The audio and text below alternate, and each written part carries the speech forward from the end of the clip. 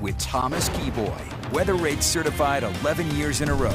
Good afternoon, Utah. Came back inside because it's getting a little toasty out there along the Wasatch Front. We got plenty of sunshine from Salt Lake County up to Cache Valley this afternoon, but as we're making our way down south, we're seeing increasing clouds. But Cache Valley just looking absolutely incredible. Just a few high cirrus clouds, a lot of greenery down below. Just a very pretty view on this early Wednesday afternoon. But as we make our way down to southeastern Utah, you got quite a few folks out on the Colorado River.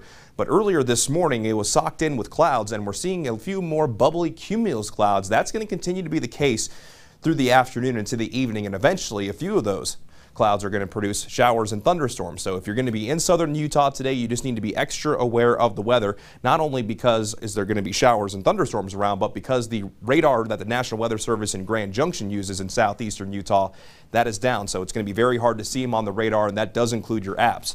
But on the satellite and radar currently, we have a high pressure to our east, got a low pressure to our west, winds are out of the south, and that is why we're seeing moisture moving into the Beehive State. And in south central Utah, I wouldn't be surprised if we're seeing some rain reaching the ground. We still have the radar in Cedar City, so we can actually see these showers. It's just going to be harder to see in southeastern Utah, even though there's definitely clouds around in these areas. And hopefully in St. George, we can moisten things enough to get actually a little bit of moisture to hit the ground. But for today, in the eastern half of the state and the southern half of the state, that's where that best chance for showers and thunderstorms is going to be. But with deeper moisture to the southeast, that's where we're going to see the better chance for, I would say, heavy rainfall. While in southwestern Utah, while it's taking a little while longer for the deeper moisture to arrive, we're going to have the chance for isolated dry thunderstorms that stretches all the way from St. George up to Price near the US 6 corridor. So for today, just another thing to keep in mind, the humidity values are going to be better, but if we get dry thunderstorms and dry lightning strikes, that could result in more fire. So in southern Utah, there is not a lack of things to watch for today. And as I mentioned, in southeastern Utah, that moisture is going to be deeper,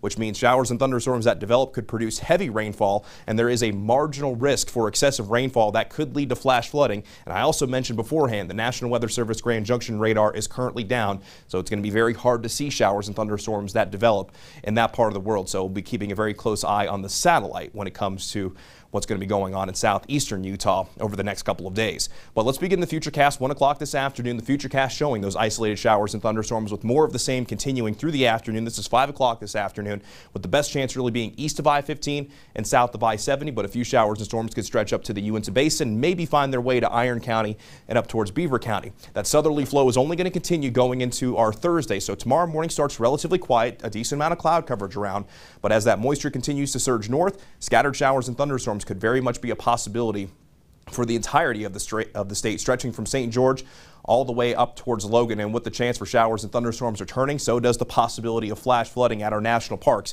So it's not a guarantee that it's going to happen, but if a shower or storm finds a national park, it is a possibility. If you have hikes planned, especially in slot canyons, you need to be keeping a very close eye on the weather. In northern Utah, mostly sunny to partly cloudy skies today. Temperatures about 5 degrees warmer compared to what we saw yesterday. That's going to result in daytime highs around 90 degrees along the Wasatch Front.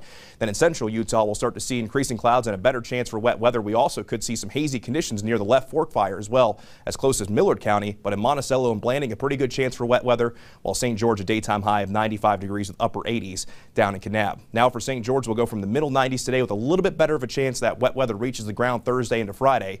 And then by this weekend, we're near the triple digits, and it's going to be quite toasty over the weekend. Along the Wasatch Front, we bring in an isolated chance by tomorrow, keeping that chance for storms as the moisture lingers through this upcoming weekend, possibly through Sunday, as daytime highs will be predominantly in the lower to middle 90s.